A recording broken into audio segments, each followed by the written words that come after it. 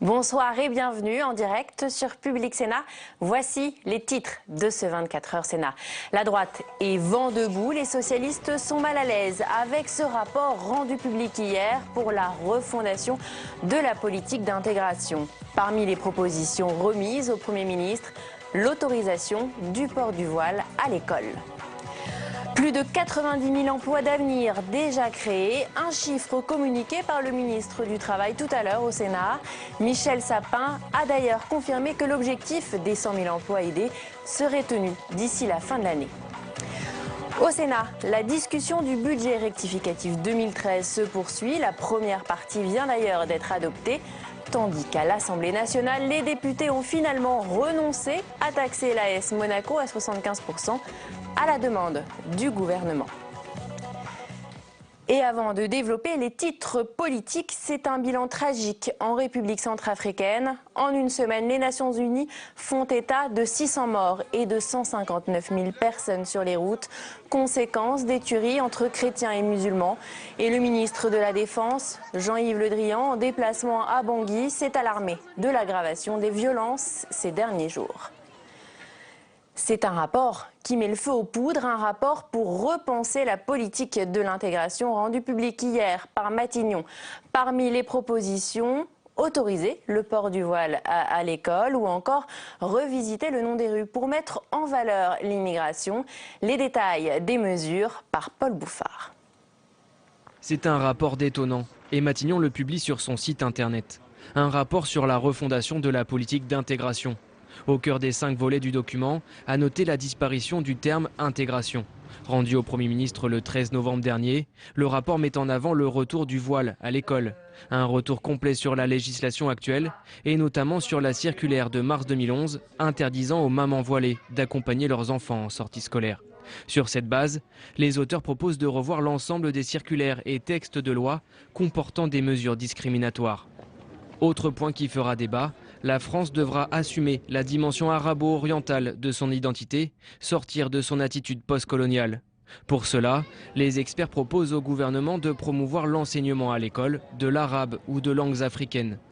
Dans le rapport, le système scolaire est remis en cause. Selon les auteurs, pour promouvoir la connaissance de l'immigration, il faudra repenser les programmes. Enfin, ce rapport préconise le principe de non-désignation des origines. Désigner, c'est stigmatiser, dit le texte. Les experts suggèrent la création d'un délit de harcèlement racial. Jean-Marc Ayrault annonce une réunion interministérielle début janvier pour établir sa feuille de route. Et ce rapport suscite de nombreuses réactions hostiles, parmi lesquelles celle du patron de l'UMP, Jean-François Copé. Il accuse le gouvernement de vouloir réintroduire les signes religieux à l'école. Le Premier ministre lui a vivement répondu. M. Copé est un irresponsable et un menteur. Parce que faire le procès au gouvernement de la République que je dirige, que nous voudrions abandonner le modèle républicain d'intégration, celui des droits et des devoirs, celui de la République démocratique, laïque et sociale, c'est une injure. Je le prends comme tel et je ne laisserai pas passer ce qui est en train de se faire.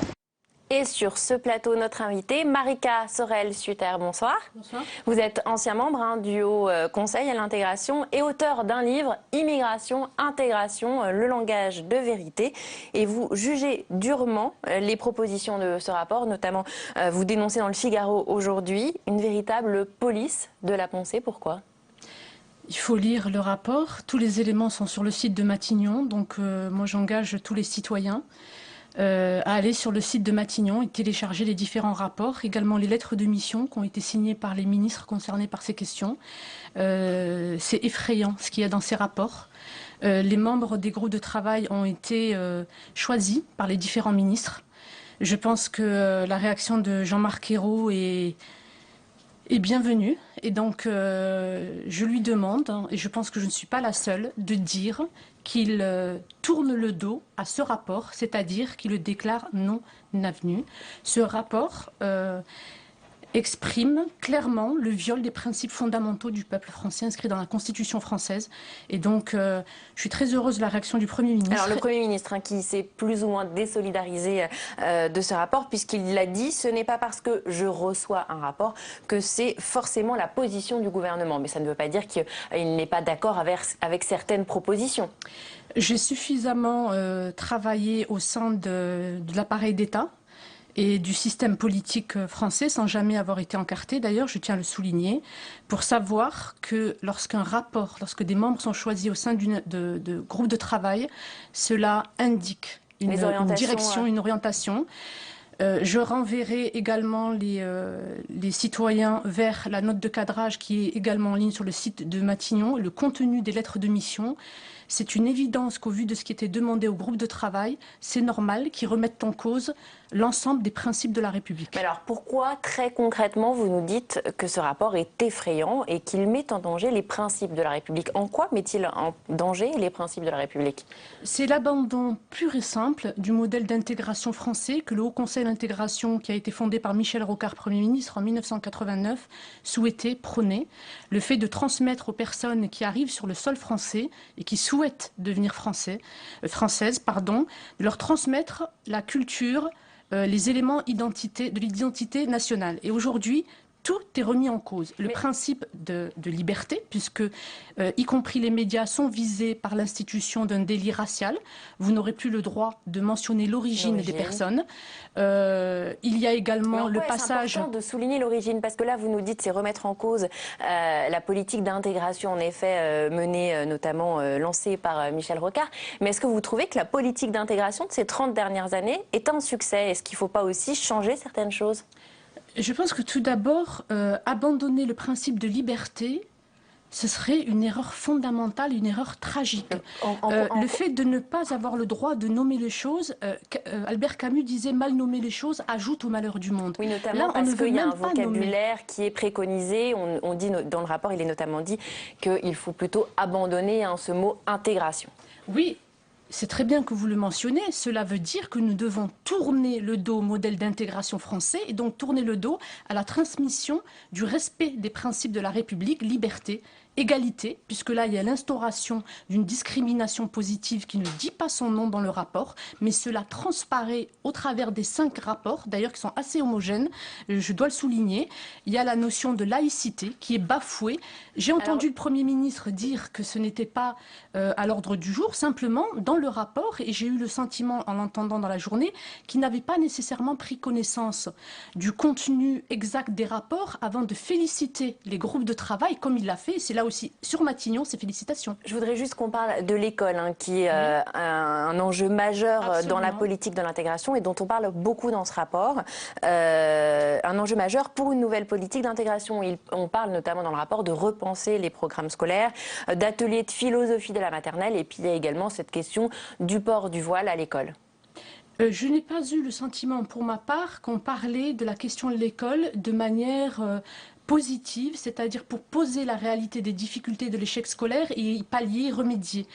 Les questions scolaires ne sont abordées que sous un seul angle. Il convient de réécrire l'histoire de France dont les héros sont trop blancs et trop hétérosexuels. C'est extrêmement perturbant et choquant. C'est comme si vous alliez en Algérie et que vous demandiez que l'histoire transmise dans les écoles algériennes aux enfants algériens, vous leur demandiez de supprimer les héros arabo-musulmans. Je vous souhaite bien du courage parce qu'ils auront raison de refuser cette réécriture de leur histoire. Et ce qu'on nous demande aujourd'hui, c'est de réécrire l'histoire de France.